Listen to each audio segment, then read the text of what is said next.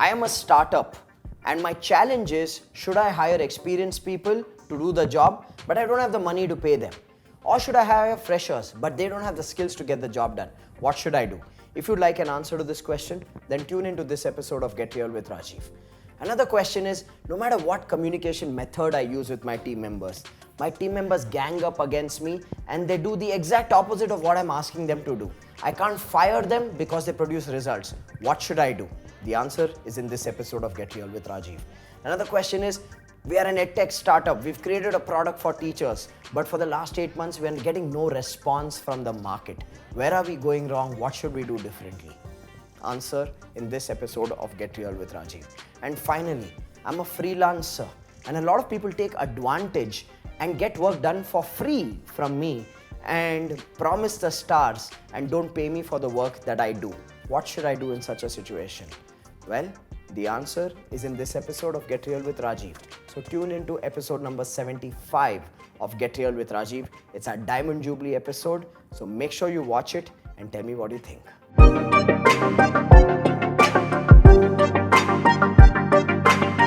Hello everyone, welcome to episode number 75 of Get Real with Rajiv. Wow, we're on 75th episode. What do they call this? 25th is silver, 50 is gold.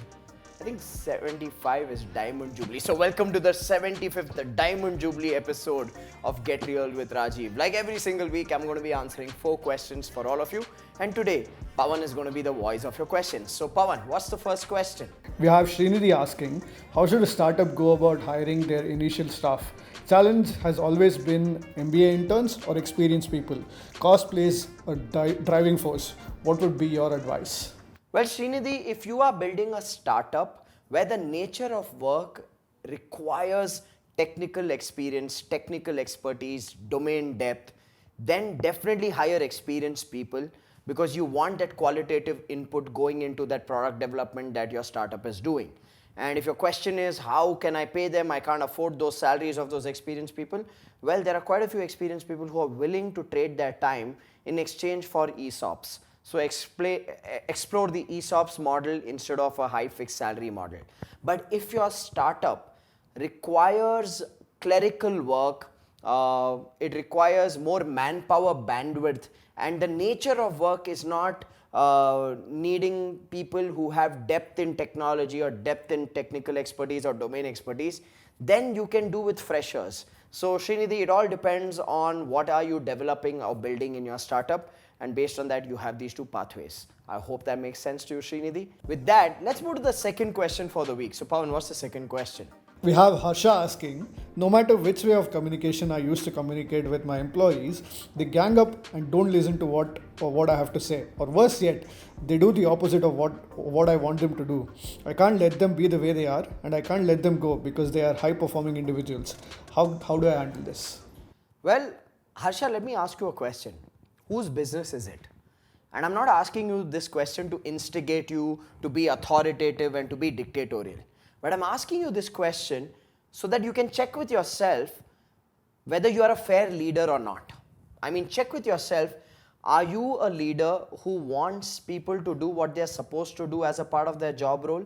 Are you a leader who wants the team and you to come together and add massive value to your customers and grow the business so that everybody's lives can improve? If you are that sort of a leader who wants the collective good of everybody and wants everybody to move together, and you are having a team that wants to work based on their convenience, that does not want to follow processes, that wants to do what they want, when they want, how they want it, that is not willing to be answerable or be held accountable for what they are supposed to be doing, that is not willing to being reviewed for what they are supposed to be doing, then you need to ask yourself what's the right thing for you to do. Because this insecurity of, if I let them go, then I will lose the results they bring, is actually like behaving like, one of those individuals who's in an abusive marriage, but they are not willing to step out of that abusive marriage because they behave like a victim saying, where else will I go? How will I be taken care of? Well, you got to do what's right for everyone. You got to stand up for what's right. And as a leader, if you're a fair thinking person and you are seeing your team play havoc for the sake of playing havoc, and it's largely because of one or two bad fish in the pond who influences the rest, I think you need to put your foot down and let one or two people go to make a strong message and statement to your team. So Harsha, whatever I said applies only if you are a fair thinking human being. With that, let's go to the third question for the week. So Pawan, what's the third question? We have Madhuri asking, as an edtech startup, I have been trying to market my product to the school teachers who are the end users of the app I have built. But I see very little or no response from their end, and have not been able to onboard even a single client since the last 8 months.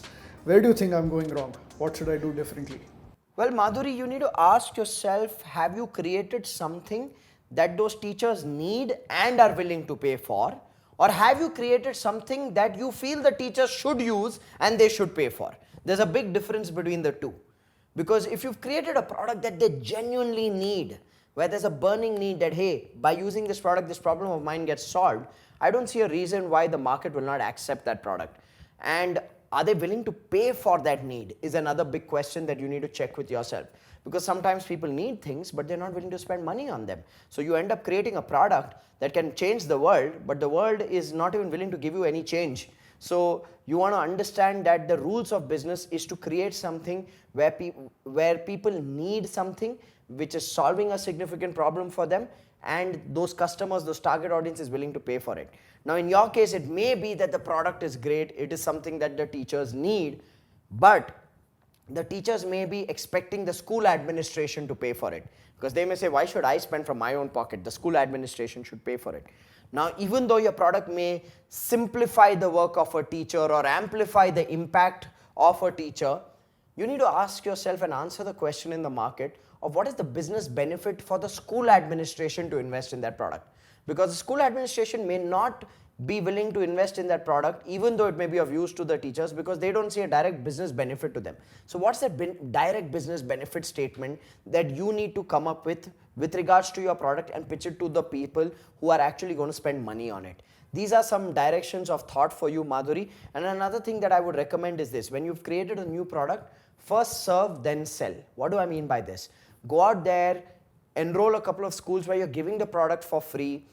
Make them a partner in the product where you're saying, hey, listen, I will give it to you for free, but I need visibility and exposure to keep getting constant feedback from the end users, which is the teachers, so it can help you improvise the product. And as you are improvising the product and you have a few customers who are using it for free, you're also getting feedback, you're also collecting testimonials, you're also creating metrics of measurement which showcase the success of before and after using the product. So serve to collect that success stories, to improvise the product, and then go out there and sell. That could be another approach for you to explore, Madhuri. With that, let's go to the fourth and final question for this week's episode. So Pawan, what's the fourth question? Deepa's question is, as a freelancer, I understand I have to do a bit of work for free to build my expertise and portfolio. At the same time, I see that a lot of people take advantage of this and don't pay me in spite of delivering good results multiple times for them. How to draw the line between free work and charging them for the work I do? Well, Deepa, free is good when you're just getting started. Free is good for, like you said, to build that portfolio, to build that 8 to 10 case studies and success stories of projects under your belt. Free is also good to practice and develop your own skills and hone your own skills. But the moment you have those 8 to 10 projects under your belt to showcase, the moment you feel confident that your skill level is proficient enough where you deserve to be paid, then stop doing stuff for free. Just say no. And I'll tell you what happens. You may find a lot of customers who may promise you the stars and say, do it for me for free and I'll open my entire network for you. You can't even imagine how much business you'll get through me. I personally hate such customers because I feel these are humans who don't value the work of another person. These are fukatiyas, these are chindi chores. They want fukat ka chandan, ghismere nandan. Run away from such people. These are people who are bloodsuckers and stay away from them. And if you're watching this video and you are one such bloodsucker who tells people to do work for them for free, shame on you. That was passion releasing. But Deepa, to get to the point, I'm just saying, start saying no to people once you've established a proof of concept and a proven skill set, and start charging people, and don't give in to this seduction that people offer you saying, do it for free for me and I'll open my network. I've been in business for 14 years, and let me tell you this, 99% of people who say such things do nothing for you. So stay away from such promises and just tell people my work is good enough and it deserves to be paid, and I like to work with people who come with a value system and upbringing to respect and honor other people's work. When you say that to them, you hit them in between their legs and let it hurt. So I hope that makes sense, Deepa. With that, we come to the end of episode number 75 of Get Real with Rajiv. It's been an absolute pleasure to be answering questions for all of you over the last 75 weeks. And if you have more questions for the next week's episode, put it in the comment section below. And I look forward to seeing you in the next episode of Get Real with Rajiv.